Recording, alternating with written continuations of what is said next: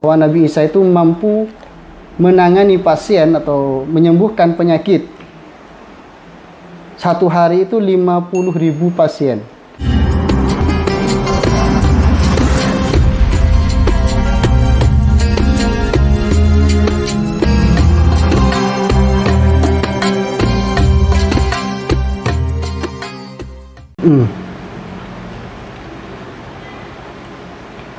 Assalamualaikum warahmatullahi wabarakatuh. Alhamdulillahirabbil alamin wassalatu wassalamu ala sayyidina Muhammadin wa ala alihi wa sahbihi ajmain, amma ba'du. Hadirin para pemirsa pecinta Jamkur MBCMU Kudunya Jang Lumajang yang dirahmati Allah. Pertama-tama mari kita bersyukur kehadirat Allah Subhanahu wa taala yang telah mempertemukan kita kembali dalam kajian tafsir Yasin karya Syekh Hamam Mizadah dalam keadaan sehat walafiat. Semoga kajian kita senantiasa diberi keberkahan oleh Allah dan keistiqomahan, amin ya rabbal alamin. Salawat dan salam semoga tetap tercurahkan kepada Nabi kita Muhammad sallallahu alaihi wasallam yang telah memberi kita petunjuk menuju jalan yang diridhai oleh Allah Subhanahu wa taala. Para hadirin, para pemirsa yang dirahmati oleh Allah, pada pertemuan kita kali ini kita akan membahas atau sampai kepada ayat 13 dari surah Yasin, yang insyaallah di dalamnya akan menjelaskan sebuah kisah penduduk desa yaitu penduduk Antakiyah yang oleh Allah diperintahkan kepada Nabi Muhammad agar penduduk Antakiyah itu diceritakan kepada kufar Quraisy supaya dijadikan gambaran atau ibarah oleh mereka. Untuk itu mari kita awali kajian kita dengan pembacaan Al-Fatihah. Semoga bermanfaat bagi kita semua. Amin ya rabbal alamin. Ala hadhihi niyyah wa ala kulli niyatin salihah. Al-Fatihah. A'udzubillahi minasyaitonir rajim. Bismillahirrahmanirrahim. Alhamdulillahirabbil alamin arrahmanir rahim maliki yaumiddin. Iyyaka na'budu wa iyyaka nasta'in ihdinas siratal mustaqim siratal ladzina an'amta 'alaihim ghairil maghdubi 'alaihim waladdallin. Amin. Bismillahirrahmanirrahim. Wadrib lahum mathalan ashabal qaryah idh ja'ahal mursalun إذ أرسلنا إليهم اثنين فكذبوهما فعززنا بثالث فقالوا إنا إليكم مرسلون. Wadrib lahum mathalan ashabal qaryah. Wahai Muhammad, berilah gambaran kepada kufar Quraisy tentang penduduk sebuah daerah agar diceritakan kepada mereka dan mereka bisa mengambil pelajaran dari kisah tersebut. Artinya, ay udhkur lahum ya Muhammadu wa mathil halahum bi qissati ashabil qaryah wa hiya Antakiyah. Peringatkanlah mereka kaum Quraisy wahai Nabi Muhammad, dan gambarkanlah keadaan mereka dengan cerita Ashabul Qaryah atau cerita sebuah penduduk desa setempat, yaitu Qaryah yang dimaksud di sini adalah desa Antakiyah. Idh ja'ahal mursalun idh arsalna ilaihim musnaini fakadzabuhuma. Tatkala kita, atau kata Allah, tatkala kami mengutus kepada mereka penduduk Antakiyah dua orang utusan. Artinya, yakni ya Muhammadu bayyana li ahli Makkah ahwal ahli Antakiyah. Wahai Muhammad, jelaskanlah atau ceritakanlah kepada penduduk Mekah, kufar Quraisy, tentang keadaan penduduk Antakiyah. Lianna arsalna ila kulli qaumin rasulan. Karena kami, kata Allah, mengutus pada setiap kaum seorang utusan agar membimbing mereka. Farsalna ila ahli Antakiyah rasulaini. Kemudian kami mengutus untuk penduduk Antakiyah dua orang rasul atau dua orang utusan.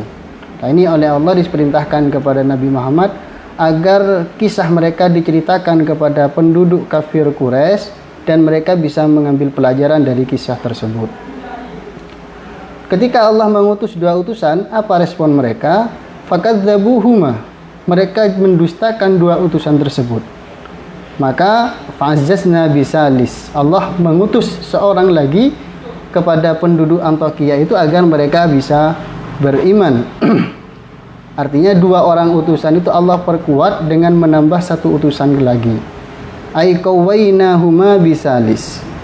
Artinya Allah memperkuat dua orang utusan itu dengan mengutus lagi satu orang. Kemudian tiga orang tadi faqalu ay ba'da taqwiyatihim inna ilaikum mursalun.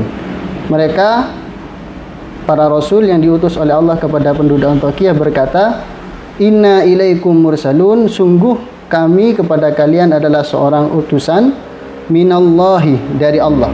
Kami adalah rasul dari Allah.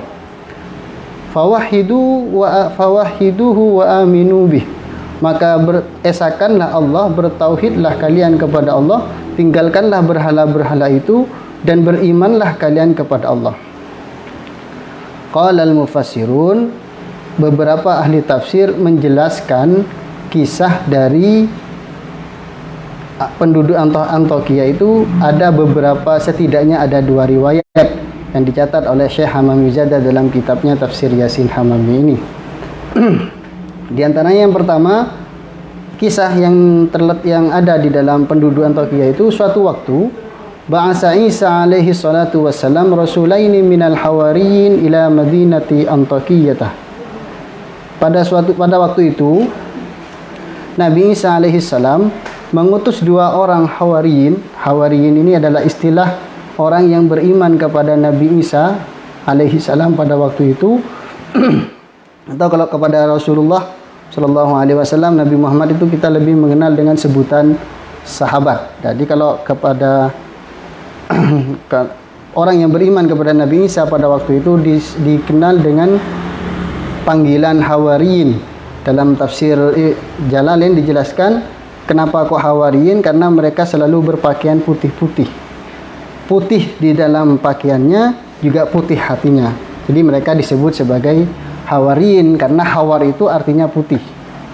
Nah, tapi gampangannya hawariyin itu adalah orang yang beriman kepada Nabi Isa alaihi salatu wassalam, mendukung dakwah Isa alaihi salatu wassalam. Seperti kalau kepada Nabi Muhammad kita sebut sebagai sahabat. Dan Nabi Isa mengutus dua orang hawariyin kepada penduduk Antakia. Falamma qaraba minal madinati ra'a syaikhan yar'a ghanaman. Dan tatkala mereka mendekati kota Antakia, dua orang utusan Isa alaihi salatu wassalam itu, mereka berdua melihat seorang orang tua yang sedang menggembala kambing. Jadi sebelum nyampe ke desa Antakia, hampir sampai kepada gerbang perbatasan atau di dekat kota Antakia, mereka menemukan atau bertemu dengan seorang sepuh yang sedang menggembala kambing. Wa huwa Habibu An-Najjar. Orang sepuh tadi bernama Habib An-Najjar. Sahibu Yasin. Tokoh di dalam surah Yasin. Jadi di saat mereka mendatangi Mekah, Antakia, hampir sampai ke desa Antakia, mereka bertemu dengan orang yang sedang menggembala kambing. Beliau adalah Habib An-Najjar. Kemudian mereka berdua menyapa syekh tersebut, fasallama alaihi. Faqala syekhu lahuma man antuma. Faqala nahnu rasula Isa alaihi salam. Kemudian mereka salam, assalamualaikum begitu kepada orang yang sedang mengembala kambing. Kemudian syekh tersebut menjawab, kalian berdua siapa? Nah, mereka berdua menjawab, nahnu rasula Isa alaihi salam. Kami adalah dua orang utusan Nabi Isa alaihi salam. Nah, kedua orang utusan itu langsung respon, langsung nembak, nad'ukum min ibadatil ausan ila ibadatir rahman. Tanpa basa-basi, dua orang utusan Nabi Isa ketika uluk salam dijawab, ditanya, kalian itu siapa? Kemudian mereka menjawab, kami adalah utusan Isa alaihi salam. Yang maksud dan tujuan kami adalah mengajak engkau sekalian berpindah dari menyembah berhala menuju menyembah zat yang maha rahman. Di tatkala itu penduduk Antakya rata-rata penyembah berhala atau kafir istilah kita. Berhala yang terbuat dari batu. Faqala syekhu am'akuma ayatun. Kemudian saya menjawab, apakah engkau seorang rasul ini membawa tanda-tanda yang membuktikan kebenaran dari ucapan kalian ini? Kata Syekh. Kok faqala na'am, ya, kami membawa bukti-bukti bahwa apa yang kami sampaikan ini adalah sebuah kebenaran dan saya benar-benar seorang rasul, kata dua orang utusan tersebut. Nashfil maridi wa nubri'ul akmaha wal abrasa wa nuhyil mauta biidznillah. Kami, kata mereka berdua kepada Syekh, kami dapat menyembuhkan segala macam penyakit, wa nubri'ul akmaha, dan menyembuhkan orang yang buta mulai sejak lahir, jadi buta asal, yang pada waktu itu atau mungkin sampai saat ini, kalau buta asal itu memang sulit disembuhkan. Wal abrasa, dan kami juga dapat menyembuhkan penyakit kusta, baros. Wa nuhyil mauta biidznillah, dan kami juga dapat menghidupkan orang yang sudah meninggal, tentu semuanya itu dengan izin Allah. Karena seperti yang kita ketahui bersama, pada saat Nabi Isa diutus di suatu kaum, pada waktu itu dalam sarah tafsir Jalalain Al-Futuhatul Islamiyah, Sayyid Umar, pokoknya karya Sayyid Umar mengatakan pada waktu itu rata-rata masyarakat sedang dilanda wabah penyakit yang paling banyak itu adalah penyakit baros, sehingga pada waktu itu para penduduk kaumnya Nabi Isa berlomba-lomba menjadi dokter atau mencari dokter terbaik. Akhirnya Nabi Isa oleh Allah diberi mukjizat menyembuhkan segala macam penyakit. Begitu juga utusan Nabi Isa yang tidak lain adalah berdasarkan perintah dari Allah, dapat menyembuhkan segala macam penyakit. Itu seperti dua orang utusan ini yang sedang bertemu dengan Habib An-Najjar. Mereka mengatakan kami bisa menyembuhkan orang sakit, menyembuhkan buta yang sejak lahir, bawaan lahir, dan juga menyembuhkan penyakit baros. Bahkan tidak tanggung-tanggung, kami juga dapat menghidupkan orang yang sudah mati. Tentu semuanya itu dengan izin Allah. Akhirnya Syekh merespon, faqala syekhu innali ibnan maridon mundu sinin. Kata Syekh, wah ketepatan sekali kalau begitu. Kalau kamu memang benar seorang rasul dan menyembuhkan segala macam penyakit, saya punya anak yang sedang sakit mundu sinin, sejak lama, sudah bertahun-tahun penyakitnya, sudah tahu penyakitnya apa. Semua dokter sudah dihubungi, tidak ada yang bisa. Nah, itu kata Syekh Habib An-Najjar. Faqala lahu intaliq bina hatta nattali'a ala halihi. Kalau begitu, kata dua orang utusan, mari kita pulang bersama menuju ke anakmu agar kami melihat keadaan dia. Fata syekhu bihima ila manzilihi. Kemudian Syekh Habib An-Najjar maksudnya pulang ke rumahnya bersama dua orang utusan tadi. Kemudian ketika dua orang utusan tadi bertemu dengan anak Habib An-Najjar yang sedang mengalami sakit bertahun-tahun, famasaha ibnahu faqama biidznillah ta'ala sahihan. Maka kedua orang tadi hanya mengusap anak Habib An-Najjar, langsung dengan izin Allah anak tersebut berdiri dalam keadaan sehat. Nah, setelah melihat hal itu, fa'amana Habibun bihima. Habib An-Najjar beriman, percaya kepada dua orang utusan tadi bahwa mereka adalah benar-benar seorang rasul. Fafashal khabaru fil madinati. Maka kabar tentang ini, tentang penyembuhan yang dilakukan oleh dua orang rasul itu tersebar di kota Antakya. Informasi atau kabar bahwa ada dua orang yang dapat menyembuhkan segala macam penyakit hanya dengan diusap saja, hanya dengan mengusap saja, itu terdengar sampai kepada penjuru kota, atau bahasa sekarang viral, sudah mulai viral. Wa syafallahu ta'ala ala aidihima katsiran minal marda. Kemudian dua orang tadi dengan izin Allah dapat menyembuhkan banyak sekali orang sakit yang ada di penduduk Antioquia. Kalau kita baca sekilas tentang riwayat tentang Nabi Isa, bahwa Nabi Isa itu mampu menangani pasien atau menyembuhkan penyakit. Satu hari itu 50.000 pasien. Di Nabi Isa itu satu hari, dalam tafsir Sayyid Umar yang dikatakan orang Sayyid Umar, mampu menyembuhkan 50.000 pasien dalam satu hari.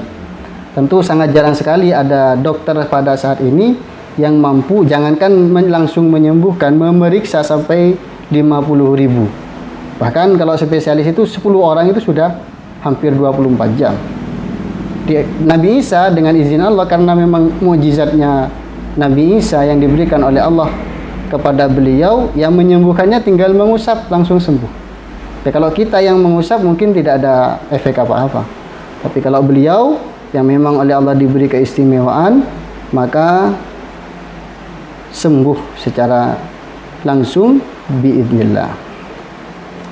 Nah, wa fi riwayatin, dan dalam sebuah riwayat yang lain ceritanya yang menjelaskan bahwa apa sih kisah Antioquia itu, ada sebuah riwayat, kana syaihu a'ma fada'ayahu fakana basiron.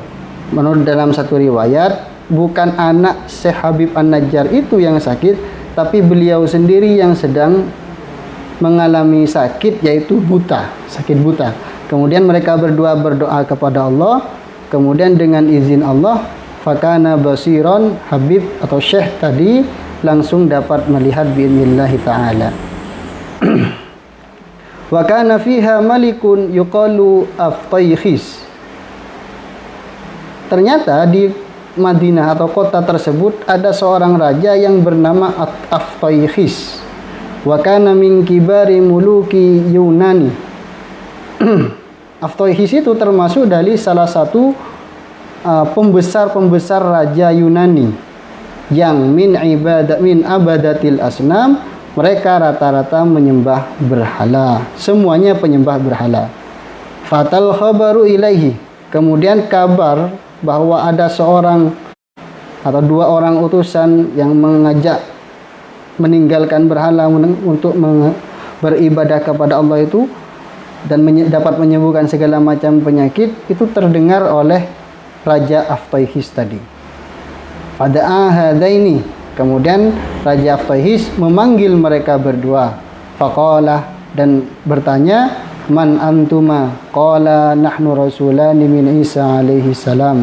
Kamu berdua ini siapa? Kata Raja Aftaykhis. Dua orang tadi menjawab, kami adalah utusan dari Nabi Isa alaihi salatu wassalam. Alaihi salam.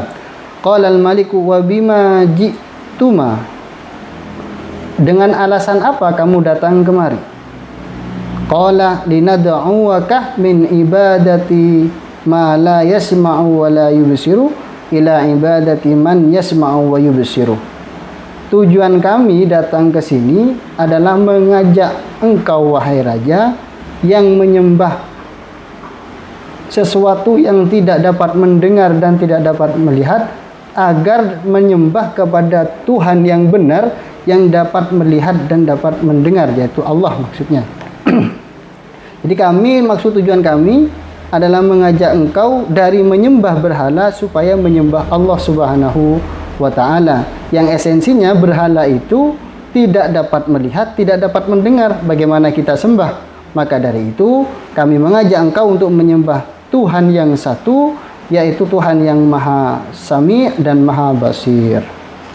Qala al-maliku, Malik menjawab, alana ilahun duna alihatina?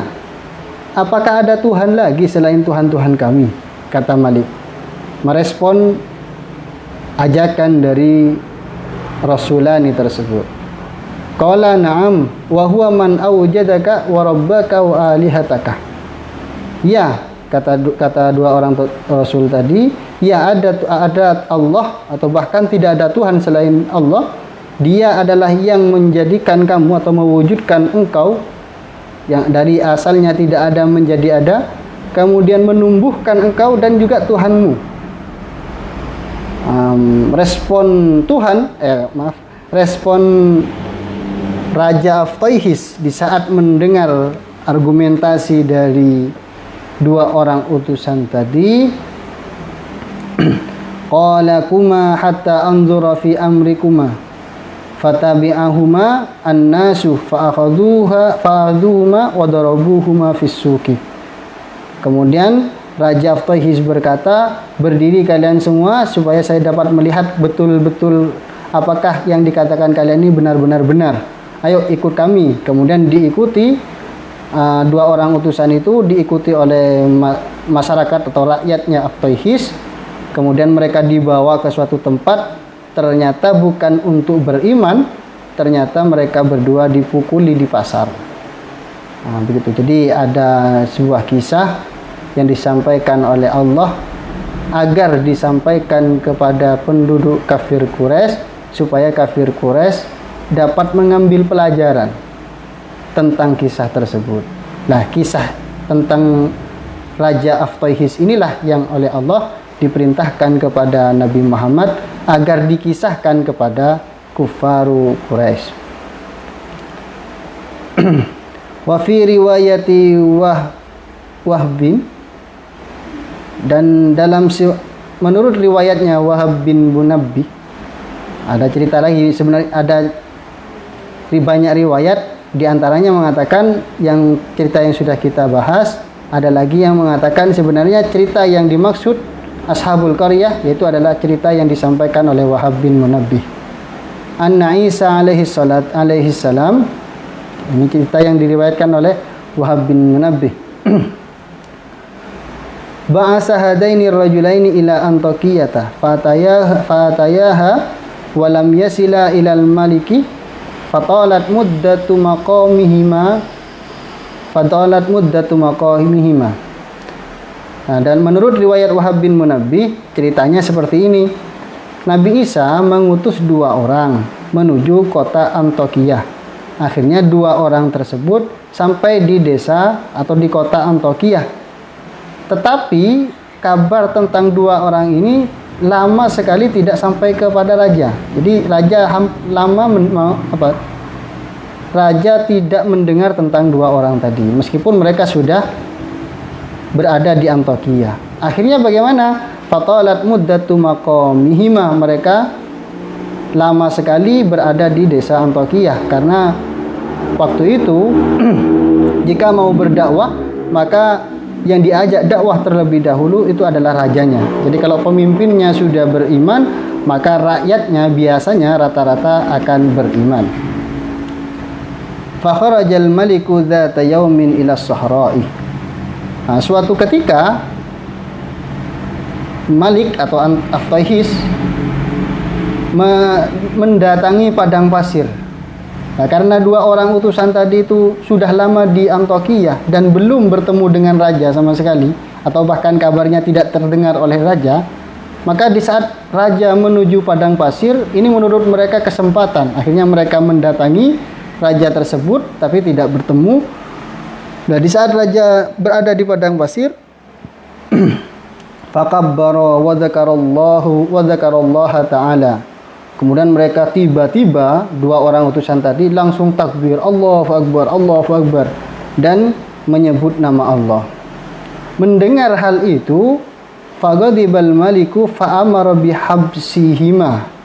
Mendengar hal itu, raja langsung marah. Jadi mereka berdua bukan diajak berdiskusi, malah langsung membuat si raja marah, sehingga raja memerintahkan mereka berdua agar dihukum, dijebloskan di dalam penjara. Wa jullida kullu wahidin minhuma mi'ata jaldah. Mereka berdua dicambuk sebanyak 100 kali cambukan. Faqalu kadzdzabal mursalani wa daraba. Kemudian rakyatnya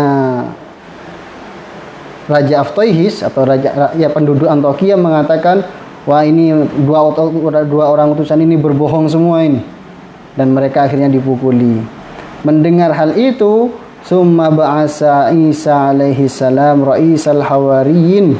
Kemudian Nabi Isa mengutus seorang lagi dari Hawariyun, yaitu tidak lain adalah pimpinan dari Hawariyin. Oleh Nabi Isa, di saat mendengar bahwa dua orang yang beliau utus menuju kota Antioquia itu ternyata dijebloskan di dalam penjara oleh raja, bahkan dianiaya, akhirnya Nabi Isa mengutus pimpinan Hawariyin, yaitu Raisul Hawariyin, wa huwa Syam'un, yang bernama Syam'un. Ala asrihima, maksudnya dia itu Nabi Isa mengutus setelah dua orang tadi menuju ke kota Antioquia. Fadakhala Sam'un, beda dengan dua orang tadi. Kalau dua orang tadi utusan Nabi Isa itu ketika menuju Antioquia langsung menampakkan diri bahwa dirinya adalah seorang muslim atau Allahu Akbar, seperti itu, langsung secara spontan mengatakan menampilkan identitasnya, berbeda dengan utusan Nabi Isa yang terakhir atau yang bernama Syam'un ini. Fadakhala Syam'un hadhil baldatah mutanakkiran. Nah, Syam'un memasuki desa Antioquia pura-pura kafir atau pura-pura ingkar. Jadi Syam'un berbeda dengan dua orang utusan tadi. Kalau dua orang utusan tersebut datang ke Antioquia dengan langsung menampilkan dirinya bahwa dirinya adalah seorang muslim, padahal di sana semuanya mayoritas beragama penyembah berhala. Syam'un tidak. Syam'un masuk ke desa Antioquia tidak langsung menampilkan dirinya bahwa seorang muslim, tapi beliau pura-pura ingkar. Fadhahaba ila sijni. Kemudian Syam'un langsung menuju ke penjara. Faqala Syam'un lis-sujjani, uridu an atasaddaqa 'alal mahbusaini bihadhil argifati. Kemudian di saat Syam'un menuju penjara, Syam'un sudah tahu bahwa kedua orang temannya berada di penjara tadi. Tapi Syam'un pura-pura tidak tahu. Kemudian faqala Syam'un lis-sujjan, Syam'un berkata kepada sipir atau petugas penjaga pintu penjara, uridu an atasaddaqa 'alal mahbusaini bihadhil argifati. Saya ingin bersedekah kepada dua orang yang ada di penjara itu. Kami ingin memberikan roti ini kepada dua orang yang sedang berada di penjara itu, kata Syam'un kepada petugas sipir atau penjaga pintu gerbang penjara. Tsumma dakhala Syam'un asijna wa ata indahuma wa sa'ala an halihima. Kemudian Syam'un masuk ke penjara dalam rangka untuk memberikan roti. Sebenarnya pura-pura mau memberikan roti, sebenarnya mau bertanya, kenapa kok mereka berdua bisa dijebloskan ke penjara? Wa qala qad ajjaltu ma fil amri falam ta'khudul amra birrifqi. Nah, kemudian setelah masuk Syam'un bertanya, dua orang utusan tadi menjawab, kenapa kamu kok dijebloskan ke penjara oleh raja? Jadi dua orang rasul menjawab, suatu ketika raja menuju padang pasir. Pada saat itu, di saat raja berada di padang pasir, kami langsung berteriak Allahu Akbar dan berzikir kepada Allah. Nah, kemudian Syam'un menjawab, qad ajjaltu ma fil amri falam ta'khudul amra birrifqi. Nah, kamu terlalu tergesa-gesa, itu kata Syam'un. Oh, pantesan saja kamu dijebloskan ke penjara oleh raja. Memang raja penyembah berhala, terus kamu tergesa-gesa ingin mengajak sang raja masuk Islam. Ya pasti tidak diterima. Falam ta'khudul amra birrifqi. Kamu tidak menggunakan cara yang halus. Ini menunjukkan kepada kita bahwa dakwah itu harus menggunakan hikmah. Tidak boleh kita berdakwah ujuk-ujuk hanya mengatakan ini benar tanpa melihat situasi, kondisi yang kita ajak beriman kepada Allah. Nah, itu bisa kebenaran bisa nanti oleh mereka direspon dengan sesuatu yang negatif, meskipun itu sebuah kebenaran gara-gara kita menggunakan cara yang tidak tepat. Seperti dua orang utusan Nabi Isa ini akhirnya dijebloskan ke dalam penjara, mereka tidak bisa berdakwah dan mereka malah mendapatkan malah disiksa oleh seorang raja. Nah, Sam'un menegur mereka berdua. Faqad ashbaha amrukuma kama faqad ashbaha amrukuma amra imra'atin lam talid fi shababiha fawaladat fi akhiri umuriha waladan fa'aradat an takbira waladaha fi zamanin qalilin fa'amathu khubzan. Nah, kemudian Sam'un memberikan nasihat kepada mereka berdua, kamu ini jika tergesa-gesa seperti itu seperti seorang wanita yang sejak di masa mudanya dia tidak mempunyai anak. Jadi perumpamaan orang yang tergesa-gesa berdakwah itu oleh Sam'un diumpamakan dengan seorang wanita yang lama tidak mempunyai anak.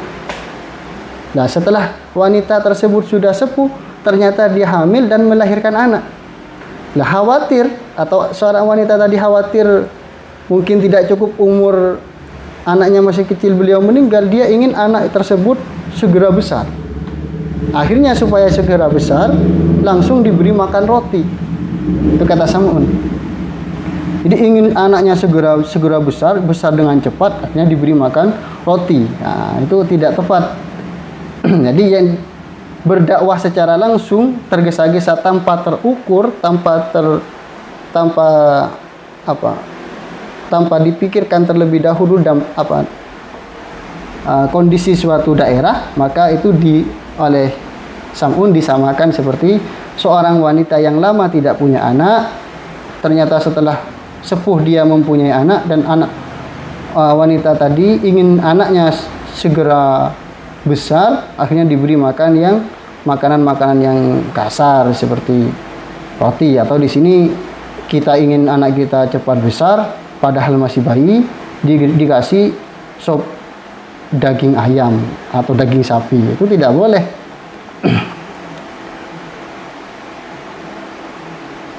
Fat amadu hubzan wal mauludu la ya'rifu kaifa ya'kulu. Nah, padahal seorang anak tersebut tidak tahu bagaimana cara memakan roti. Jadi kalau anak ya kita kasih susu, ya harus pelan-pelan, begitu, harus sabar. Fabaqiyal khubzu fi batnihi. Kemudian kalau kita kasih roti anak tersebut, maka roti itu tidak akan tercerna oleh ususnya. Akhirnya bukan anak menjadi besar secara cepat, tetapi membuat anak kita dalam keadaan atau kemungkinan bisa meninggal. Nah, famislukuma mislah hadhihi. Nah, kamu berdua ini sama seperti wanita yang lama tidak punya anak itu. Ama sami'tu ma annal ajalata minasyaitani wa ta'anni minar rahmani. Nah, apakah kalian tidak mendengar, kata Sam'un, bahwa tergesa-gesa itu dari setan, sedangkan melakukan pekerjaan dengan pelan, maksudnya pelan bukan berarti tidak segera kita kerjakan. Kita mengerjakan sesuatu dengan terencana, terukur, begitu. Nah, itu datang dari Allah Subhanahu wa taala. Kalau tergesa-gesa, dus-bludus bahasa orang Madura, yaitu bersumber dari setan. Tsumma kharaja Sam'un minas sijni faja'ala yu'ashiru hasyiatal maliki.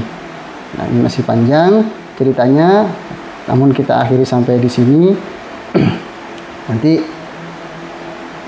dakwah yang dilakukan oleh Sam'un, yaitu cerita selanjutnya, dakwah yang dilakukan oleh Sam'un berbeda cara dengan dakwah yang dilakukan oleh dua orang utusan tadi. Ini seperti saya tutup kajian ini dengan cerita yang ada di daerah Kudus, bahwa Sunan Kudus pada saat awal-awal dakwah beliau di saat mengetahui kondisi masyarakat Kudus atau mengetahui keadaan masyarakat Kudus bahwa rata-rata beragama Buddha, yang agama itu mengistimewakan sapi, akhirnya dalam rangka dakwah bil hikmah Sunan Kudus pada waktu itu melarang masyarakat Islam yang berada di Kudus untuk berkorban dengan sapi. Jadi bukan tidak boleh berkorban sapi, tapi dalam rangka berdakwah beliau melarang umat Islam yang berada di Kudus agar tidak berkorban dengan sapi pada waktu itu. Jangan berkorban dengan sapi. Nah, itu dalam rangka dakwah. Bukan berarti untuk mengatakan tidak boleh kurban dengan sapi, tidak. Tapi dalam rangka dakwah bil hikmah, akhirnya Kudus saat ini menjadi mayoritas beragama Islam, atau semuanya mungkin bisa dikatakan beragama Islam. Itu saja dari kami, kurang lebihnya kami mohon maaf apabila ada kesalahan. Akhiran, wassalamualaikum warahmatullahi wabarakatuh.